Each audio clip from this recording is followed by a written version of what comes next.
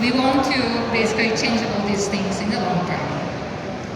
So to correspond to all these challenges, this is just a list of things we have tried out in the past.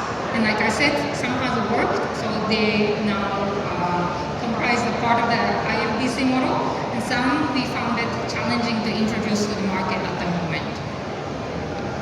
So now moving on, I'm just going to introduce about these technical solution approaches that was in the earlier slide.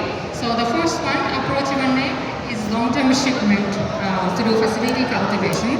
So this is basically a technology meant for the highland areas.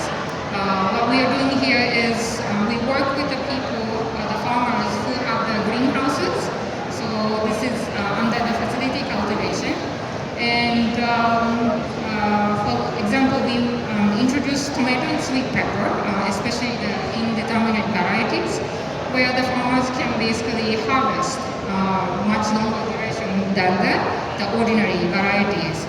So normally, I think the standard variety bears fruits only about 1.5 and 2 months, but with the indeterminate variety, you can go for up to 6 months or more. So basically, by using this kind of practices, the farmers can tap the opportunity when it's off-season or when the price is higher in the market because of less supply. And this is just an example of a cropping pattern that we are encouraging farmers to follow for tomatoes, sweet peppers, and lettuce. And then another approach or technical solution under this one is off-season shipping by use of grafted seedlings. So this one is more for the lowland areas. Here what we are doing is we teach farmers how to graft seedlings, plants, for the vegetables. And they're having applications where the farmers come and say, we didn't know you can graft vegetable plants. But yes, we can. Ganon po siya kay Especially for smiling. crops like tomato, eggplant, bitter gourd, and sponge gourd. That's what we've been teaching. And again, with this, what happened is you have kind of high yielding and also sometimes disease-resistant varieties. So you can get better harvest. And again, you can target for the off-season harvest. And when the price is low, you can take advantage of that as a producer.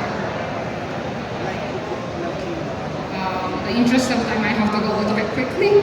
So approach 2, this is the pre-cooling facility and use of plastic crates. So here we have an example Wala, nasa like, kung ano, in Quezon province where we have tara ba, pre-cooling pre-cooled shipments pa? facilities. And here Butangan. what you have to do is mostly for like leafy vegetables or the vegetable that needs to stay fresh for a certain number of days, especially if they are getting delivered to like a supermarket. What we do is after harvesting the vegetables from the field, we place them in a pre-cooling facility where by pre-cooling we can remove the field heat from the vegetables.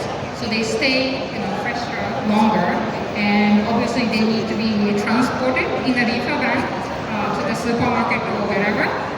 And that way we can keep the freshness. And also for leafy vegetables, the crunchiness of the leaves are very important because once it's wilted, nobody wants to eat. And if you're a supermarket, you can really sell it. So we can prevent that kind of situation with this technology. Juicy, crunchy, And lami just to ay. mention, if we are using pre-cooling and the reefer van, the recovery rate when they are delivered is much better. Like in this graph on the left-hand side, the recovery rate is high, like 75% or more. Without it, it becomes 60 or less. And they also stay in a better condition longer compared to the conventional way of being distributed. Okay, so approach 3 is the merchandising. This is about the value addition. Here, this is nothing actually new, but what we are explaining to the producers is that many a times people just come up with the idea, make the products, and try to sell it in the market, and it doesn't work. Why? Because you need to listen to the voice of the market. So here what we are telling producers or processors is that yes, you can come up with the idea, make the prototype before going for full-scale production and take it to the market and talk to the potential buyers and get their feedback. Because depending on who's your customer segment target, their preference or requirement is different. Is your customer B2C or B2B? Maybe the volume or the packaging or the labeling they require is completely different. So you Famous make niya, the sir. prototype, reach out to Tulusan the ko. potential customer and get their feedback, and maybe you have to improve your prototype. And that process, the step number 3 and 4, you might have to do it multiple times before you are actually moving on to full-scale production.